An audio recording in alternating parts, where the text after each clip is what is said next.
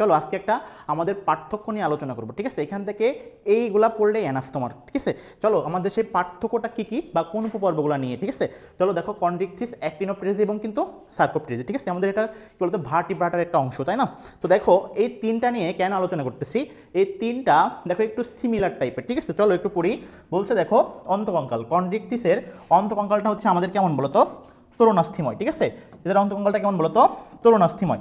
তাহলে তরুণাস্থিময় হচ্ছে, তাহলে পড়ি চলো কন্ড্রিকথিসের অন্তকঙ্কালটা কি বলতো তরুণাস্থিময়, আর আমাদের অ্যাক্টিনোপ্রেজির হচ্ছে অস্থিময়, আর সার্কোপ্রেজিরও কি বলতো অস্থিময়, ঠিক আছে। তাহলে দেখো আমাদের তিনটা পড়া হয়ে গেছে, কন্ড্রিকথিস, অ্যাক্টিনোপ্রেজি এবং কিন্তু সার্কোপ্রেজি।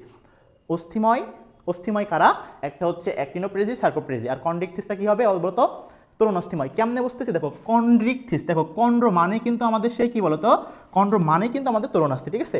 এখন পরবর্তী আইস, এই আইস নিয়ে একটু পড়তে হবে। তাহলে কন্ড্রিকথিস যারা, এদের আইসটা হচ্ছে কি বলতো প্লাকয়েড, ঠিক আছে। এদের আইসটা কি বলতো প্লাকয়েড। আর আমাদের বলছে দেখো অ্যাক্টিনোপ্রেজিতে দুইটা আইস দেখা যায়, দুই ধরনের, ঠিক আছে। একটা হচ্ছে আমাদের সাইক্লয়েড, আর একটা হচ্ছে আমাদের কি বলতো টিনয়েড। একটা হচ্ছে সাইক্লয়েড, একটা হচ্ছে কি বলতো টিনয়েড, ঠিক আছে।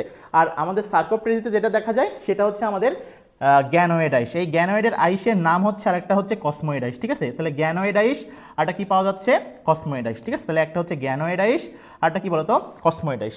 এখান থেকে মেইনলি প্রশ্ন আসে কিন্তু এই আইস থেকে এবং পুচ্ছ পাখনা থেকে, ঠিক আছে। তাহলে চলো একটু পড়ি পুচ্ছ পাখনা, ঠিক আছে। পুচ্ছ পাখনা, তাহলে দেখো পুচ্ছ পাখনা যদি তুমি একটু পড়তে যাও তাহলে তোমাকে একটু পড়তে হবে, সেটা হচ্ছে যে দেখো পুচ্ছ পাখনা বলছে দেখো কন্ড্রিকথিসের পুচ্ছ পাখনা আসলে কোনটা, সেটা হচ্ছে হেটারো সার্কাল, ঠিক আছে। সেটা আমাদের কি বলছে হেটারো সার্কাল। কেন হেটারো সার্কাল, দেখো এদের উদাহরণ দেখলে বুঝতে পারবা। হাঙ্গরের লেজ, দেখো এই যে হাঙ্গরের লেজ কিন্তু এরকম, দেখো দুইটা কিন্তু সমান না, অর্থাৎ অসমান, এই জন্য বলা হয়েছে কি বলতো হেটারো সার্কাল, ঠিক আছে। হেটারো মানে কিন্তু অসমান, ঠিক আছে। আর এদের বলছে দেখো হোমো সার্কাল, দেখো এদের উদাহরণ দেখলে তুমি বুঝতে পারবা। দেখো রুই মাছ বা ইলিশ মাছ, ঠিক আছে। এদের লেজটা কেমন, এদের লেজটা কিন্তু এরকম সমান, অর্থাৎ দেখো এটা সমান, এই জন্য সমান থাকলে তাকে কি বলবো হোমো সার্কাল। তাহলে হেটারো মানে হচ্ছে অসমান, আর হোমো বললে সমান, ঠিক আছে।